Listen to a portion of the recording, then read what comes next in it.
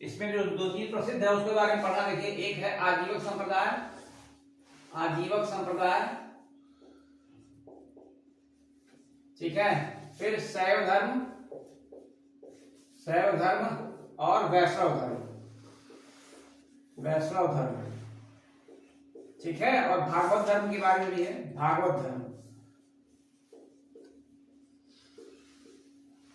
ठीक है। इन चारों के बारे में थोड़ा थोड़ा, बहुत ज्यादा नहीं, छोटा छोटा क्वेश्चन आता है इसमें, तो थोड़ा थोड़ा पढ़ना है इसमें, ठीक है। अब इसमें देखिए, ये शैव धर्म जो था, शैव धर्म, इसकी 4 शाखाएं थी, ठीक है। इसकी 4 शाखाएं थी, इसके बारे में पढ़ना है। एक था आपका पशुपति, पशुपति, पशुपति, दूसरा कापालिक, दूसरा था कापालिक, तीसरा जो है,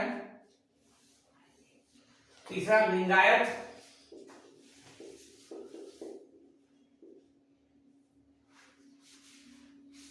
लिंगायत,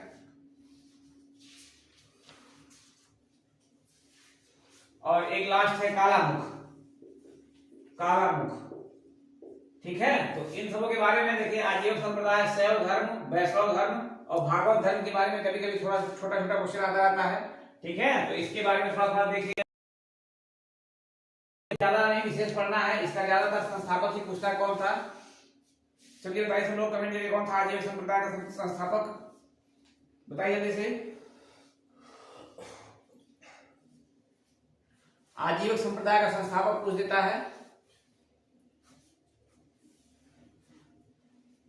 तो इसके संस्थापक लिख लीजिए, मोगलीपुत्र, मोगलीपुत्र गोसाल, ठीक है। बस इसके संस्थापक से मतलब है। और एक ये क्या थे, ये एक तरह का आस्तिक संप्रदाय, नास्तिक संप्रदाय था, ठीक है। इसमें लोग जो है बहुत ज्यादा भगवान के स्वरूप में विश्वास नहीं करते थे, ठीक है ना, भगवान के स्वरूप को नहीं मानते थे और मूर्ति पूजा इन सबों का विरोध करते थे। क्योंकि ये उसी के विरोध में आए ही थे धर्म, इसलिए मूर्ति पूजा का विरोध, मूर्ति पूजा नहीं मानते थे। इसके अलावा ईश्वर, ईश्वर का जो है स्वरूप नहीं मानते थे। ये सब सारी चीजें थी। इसमें बहुत ज्यादा क्या है, इसमें बस इतना ही है कि इसका ज्यादातर जो है पूछता है कि संस्थापक कौन था, और ये जो है भगवान वगैरह को नहीं मानते थे, ठीक है। चलिए इसके बाद देखिए, शैव धर्म में, शैव धर्म में सबसे पहले, शैव धर्म में वैसे भगवान शंकर के कितने अवतारों की चर्चा की गई, बताइए सब लोग। भगवान शंकर के कितने अवतारों की चर्चा की गई है,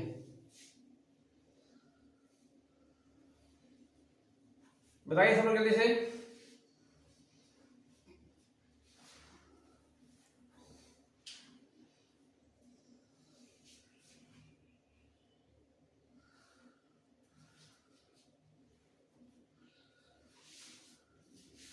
चलिए 18 अवतार की चर्चा की गई, 18 अवतार,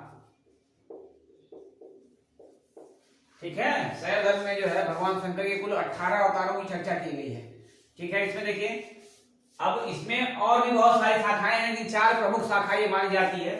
पशुपत संप्रदाय, पशुपत शाखा, कापालिक शाखा, लिंगायत शाखा और कालामुख शाखा, ठीक है। ये 4 प्रमुख शाखाएं थी। इसके अलावा भी बहुत सारी शाखाएं हैं, लेकिन 4 ही मेन है आपका। अब इसमें सबसे पुरानी जो थी शैव धर्म में, वो पशुपत शाखा है, ठीक है, पशुपत शाखा। संस्थापक इसका कोई बताए, पशुपत समुदाय के संस्थापक कौन थे, पशुपत समुदाय के संस्थापक बताइए जल्दी से।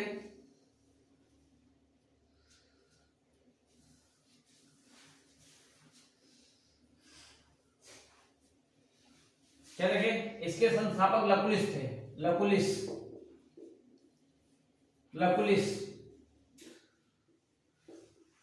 ठीक है। और चूंकि ये सबसे पुरानी शाखा है, इसीलिए अगर ये पूछता है कि शैव धर्म के संस्थापक पूछेगा तो भी आपके लकुलिस हो जाएंगे, और पशुपत संप्रदाय का संस्थापक पूछेगा तो भी क्या हो जाएगा, लकुलिस हो जाएंगे। दोनों का उत्तर यही हो जाएगा, क्योंकि सबसे पुरानी शाखा है, इस वजह से इसका चाहे शैव धर्म के संस्थापक पूछे और या फिर पशुपत संप्रदाय के संस्थापक पूछे, इसके लघुलिश हो जाएंगे। अब इसमें एक चीज देखिए महत्वपूर्ण क्या है, पशुपति मतलब क्या होता है, स्वामी, और पशु मतलब क्या होता है, पशुओं के स्वामी। ठीक है, मतलब पशुओं को पालन करने वाले। सबसे पुराना देखिए सिंधु घाटी सभ्यता में क्या था, शंकर भगवान पशुपत की चर्चा की गई थी। ठीक है, उस समय ये पशुओं के देवता के रूप में भी प्रसिद्ध थे, इसी वजह से सबसे पुराना संप्रदाय यही माना जाता है। ठीक है, इसमें दो तीन चीजें महत्वपूर्ण हैं। एक तो ये जो पशुओं को के स्वामी के रूप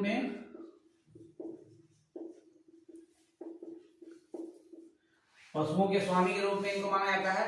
दूसरा, एक बंधन किसका, आत्मा का।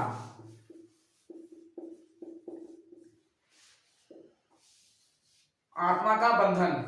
ठीक है, और इसमें जो सबसे महत्वपूर्ण है कि ये इस पशुपति की सबसे ज्यादा जो है इसका विस्तार किस युग में हुआ, तो गुप्त काल में इसका सबसे ज्यादा विस्तार हुआ था, गुप्त काल में। ठीक है, तो इसमें बहुत ज्यादा दो तीन चीजें महत्वपूर्ण है। एक तो सबसे पुरानी शाखा है शैव धर्म की सबसे पुरानी शाखा। ठीक है, शैव धर्म की सबसे पुरानी शाखा लिख लीजिए इसको, सबसे पुरानी शाखा।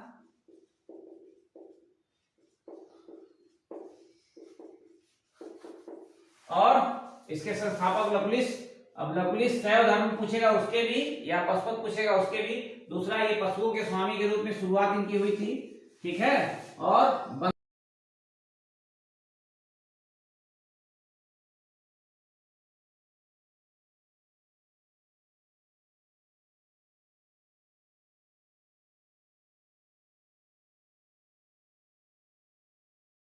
काल में सबसे ज्यादा इसका विस्तार हुआ।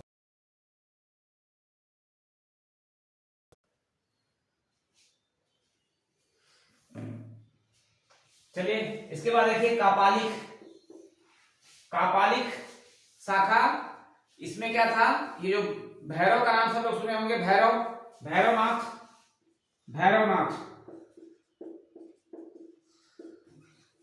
ठीक है, तो ये किस तरह के थे, बहुत ज्यादा जो है जुआ शराब इस तरह के देखते होंगे, भांग, इस तरह के जो बड़े बड़े जो है साधु संत, ये बड़े बड़े बाल रख के अपना क्या करते थे, मदिरा का सेवन करते थे। ठीक है, उस तरह के जो शंकर भगवान के मानने वाले लोग थे उसको इसके अंदर रखा गया। कापालिक देखिए, कापालिक में सबसे ज्यादा क्या था, भांग मदिरा ये सब सारी चीजें इनका प्रयोग बहुत ज्यादा करते थे ये लोग। और भैरवनाथ को मानने वाले भांग मदिरा आदि का प्रयोग। ठीक है, इसमें ज्यादा कुछ नहीं है, बस यही सब चीजें हैं। अगला देखिए लिंगायत एक महत्वपूर्ण शाखा थी, लिंगायत, जो कि शिवलिंग की पूजा करती थी। ठीक है, इसी लिंगायत में ही क्या बनता है, शिवलिंग की पूजा मिलती है, शिवलिंग की पूजा। और ये सबसे ज्यादा प्रसिद्ध हुआ था कर्नाटक राज्य में। ठीक है, अभी भी है, लिंगायत समुदाय को मानने वाले कर्नाटक राज्य में बहुत ज्यादा है। ठीक है, इसमें ही शिवलिंग, और शिवलिंग का सबसे पहला उल्लेख बताइए सब लोग कहाँ है, शिवलिंग का सबसे पहला उल्लेख कहाँ किया गया है, कमेंट करके सब लोग बताइए। शिवलिंग का सबसे ज्यादा उल्लेख, सबसे पहले उल्लेख कहाँ किया गया बताइए सब लोग।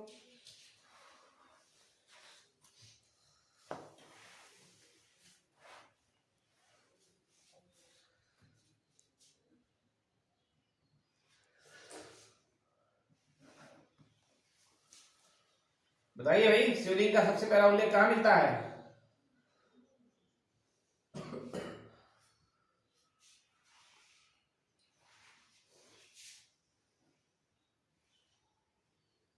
किसी का कोई कमेंट नहीं आ रहा है, किसी का भी। सबसे पहला उल्लेख शिवलिंग का जो है सिंधु घाटी सभ्यता में मिलता है। ठीक है ना, देख लीजिएगा, सिंधु घाटी सभ्यता में सबसे पहले उल्लेख मिला इसका।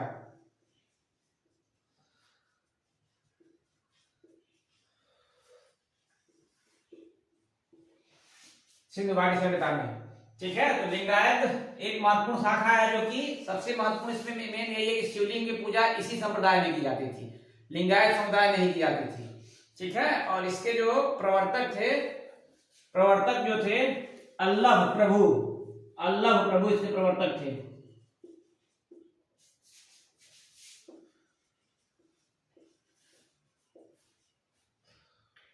अल्लाह प्रभु व बसव, इनके शिष्य थे बसव। ठीक है। ये इसके प्रवर्तक थे। और इसमें इसका उल्लेख कहाँ मिलता है? वसव पुराण में मिलता है। पुराणों में वसव पुराण में इसका उल्लेख मिलता है। वसव पुराण में।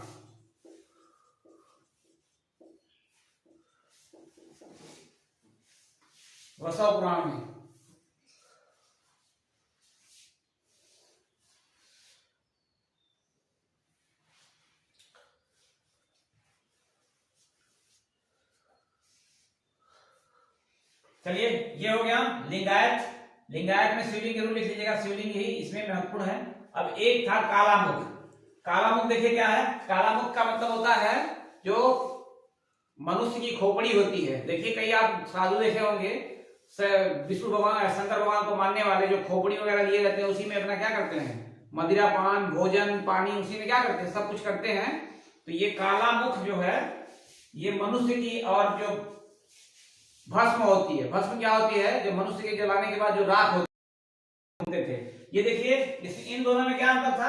ये कापालिक वाले ज्यादातर क्या थे? कापालिक वाले ज्यादातर भांग धतूरा ये सब मांस मदिरा, और उसी तरह से मिलता जुलता ये कापालिक वाला था। लेकिन ये मेन रूप से मनुष्यों का जो आप देखेंगे लटकाए रहते थे शरीर में, हड्डी वगैरह भी, और कपाल एक कमंडल रहती थी, वो भी लगभग हड्डी की होती है। तो ये सब सारी चीजें इसमें थी। इसमें बहुत ज्यादा कुछ नहीं करना, बस ये जानिए कि एक तो मनुष्य के कपाल में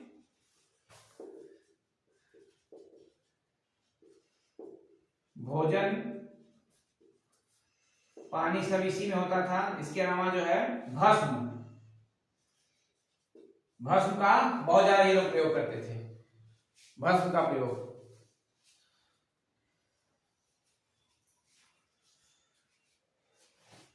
ठीक है। तो ये है बस शैव धर्म में दो तीन चीजें आपको महत्वपूर्ण है। एक तो जो है शंकर भगवान के कुल 18 अवतार की चर्चा की गई है।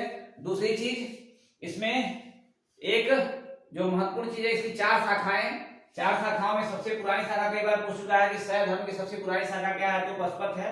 ठीक है। कापालिक लिंगायत में क्या होता है, शिवलिंग की पूजा, और कापालिक हो गया। और एक चीज और देख लीजिए कि ऋग्वेद में रुद्र की चर्चा की गई है।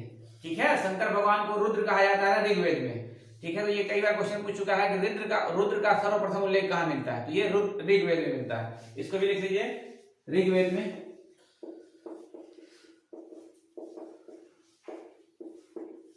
रुद्र की चर्चा।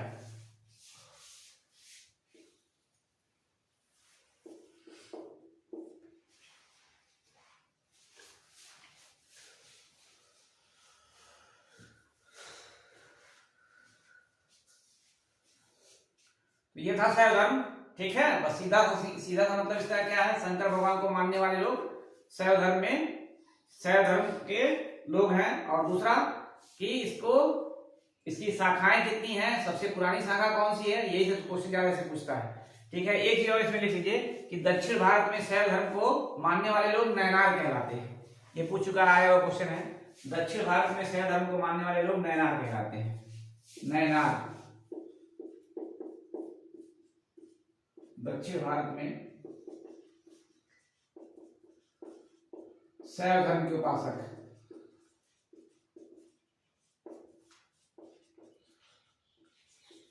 ठीक है। दक्षिण भारत में शैव धर्म के उपासक नैनार कहलाते हैं।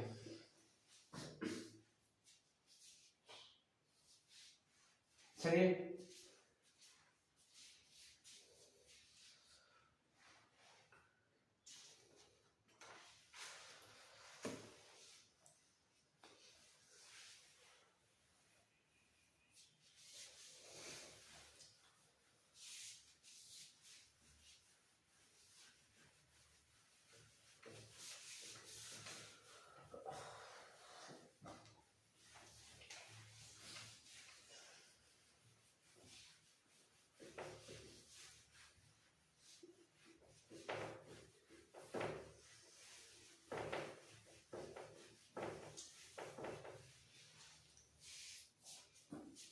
इसके बाद देखिए वैष्णव धर्म। वैष्णव धर्म, वैष्णव धर्म में क्या है? वैष्णव धर्म में कौन, जो विष्णु भगवान को मानने वाले लोग हैं वो वैष्णव धर्म के कहलाते हैं। विष्णु धर्म को मानने वाले, विष्णु भगवान को मानने वाले।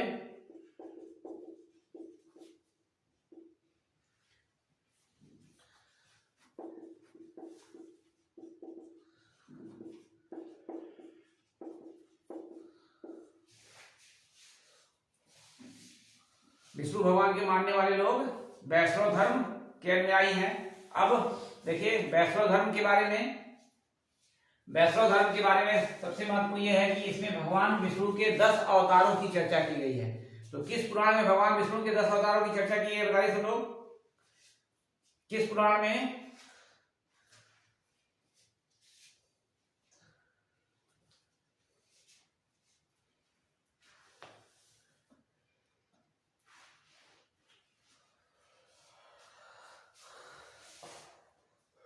चलिए मत्स्य पुराण में, मत्स्य पुराण में, मत्स्य पुराण में भगवान विष्णु के 10 अवतारों की चर्चा है।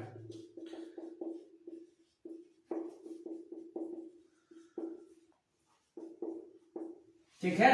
और दूसरी चीज क्या है, ये लोग बहुत ज्यादा, जो वैष्णव धर्म को मानने वाले लोग थे, ये बहुत ज्यादा क्या थे? अहिंसावादी, और बहुत ज्यादा क्या, मतलब जीवों की हत्या ना करना।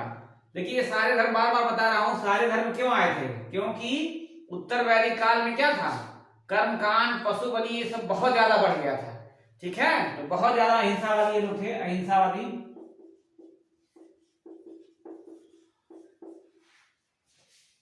और मत्स्य पुराण में विष्णु भगवान के 10 अवतारों की चर्चा की गई है। ठीक है, सब लोग बताइए कमेंट करके पहला अवतार कौन सा था? विष्णु भगवान का पहला अवतार कौन सा था बताइए।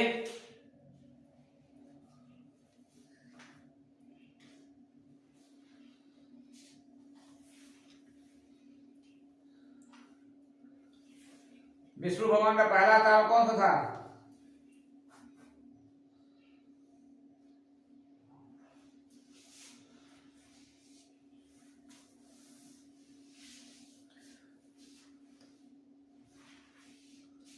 देखिए मत्स्य पुराण में, मत्स्य पुराण में चर्चा की गई है, पहला उनका अवतार मत्स्य ही था। ठीक है, 10 अवतार जल्दी जल्दी लिख लीजिए, 10 अवतार। सबसे पहला जो अवतार था वो मत्स्य ही था, मत्स्य। ठीक है, दूसरा जो था कुर्म का था। कुर्म का मतलब बताइए सब लोग, कुर्म मतलब क्या होता है? अगला वराह का था, वराह।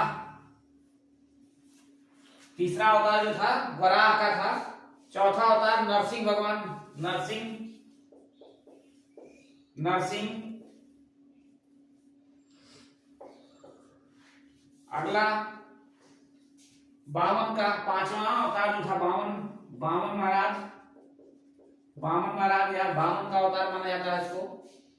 ठीक है, कमेंट किसी का आ नहीं रहा है, बताइए भाई क्या होगा? 6वां परशुराम,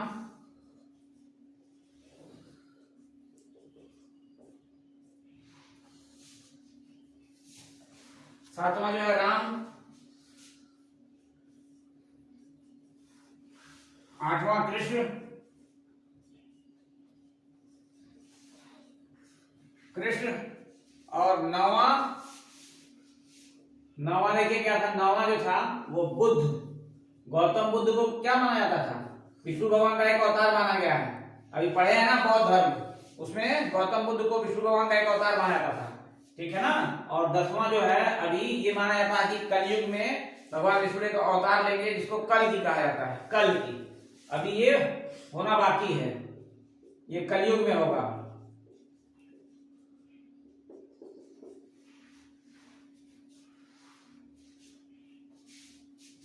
देखिए मत्स्य मतलब मछली का अवतार, ये तो सबसे पहला अवतार मत्स्य का ही है, भगवान विष्णु का। कहानी आप लोग सुने होंगे मछली वाली। ठीक है, फिर कूर्म, ये कछुआ, कछुए का अवतार उन्होंने लिया था।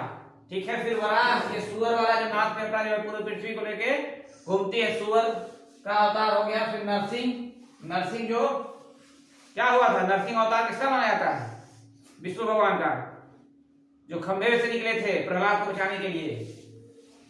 ठीक है। फिर वामन छोटे वाले, परशुराम, राम, कृष्ण, बुद्ध और कल्कि, ये कुल 10 अवतार माने जाते हैं। और मत्स्य पुराण में इसका उल्लेख किया गया है, मत्स्य पुराण में इसका उल्लेख किया गया है। ठीक है। देखिए कुछ महत्वपूर्ण लोग हैं, कुछ महत्वपूर्ण व्यक्ति जिन्होंने क्या किया है, वैष्णव धर्म पे टीका भी लिखा है। टीका मतलब क्या होता है, इसके बारे में बहुत ज्यादा विस्तार से और लोगों की भाषा में समझाया है। ठीक है ना। तो इसमें देखिए 2-3 लोग महत्वपूर्ण हैं। एक बाल गंगाधर तिलक, बीजी तिलक का बताइए सब लोग क्या है, बीजी तिलक की पुस्तक उसको कहिए या टीका कहिए, क्या है बताइए कमेंट करके भाई। किसी का कोई कमेंट नहीं आ रहा है। गीता रहस्य है,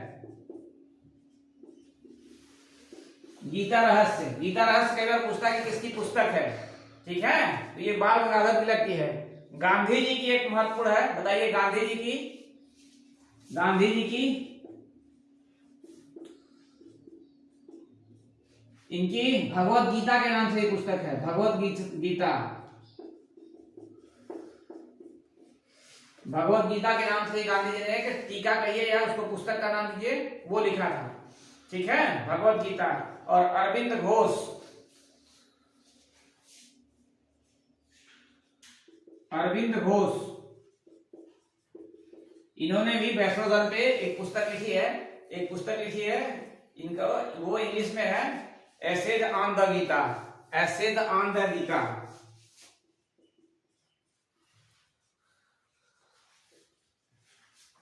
एसेज ऑन द गीता।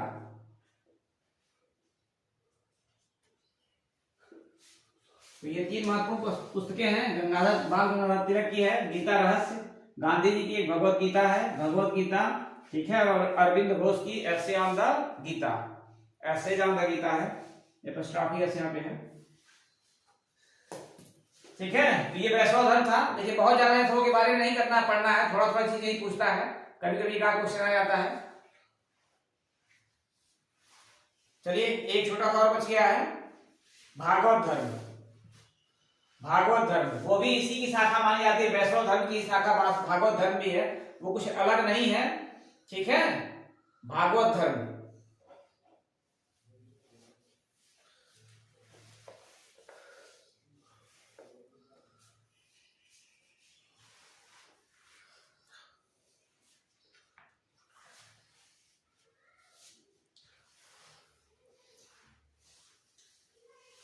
चलिए ये हो गया आपका धर्म के बारे में सब। ठीक है। अब जो है इसके बाद महाजनपद काल। ठीक है। इसके बाद जो है कल जो पढ़ाया जाएगा उसको, जो 16 महाजनपद हैं, यहाँ से फिर स्टार्ट होगा भारत का, जो भारत में साम्राज्य, और फिर भारत का एकीकरण कैसे हुआ, फिर भारत में कौन कौन से शासकों ने शासन किया, ऐसे ऐसे इतिहास का पूरा। तो कल से 16 जो है महाजनपद के बारे में। चलिए इसका क्लास 5 मिनट बाद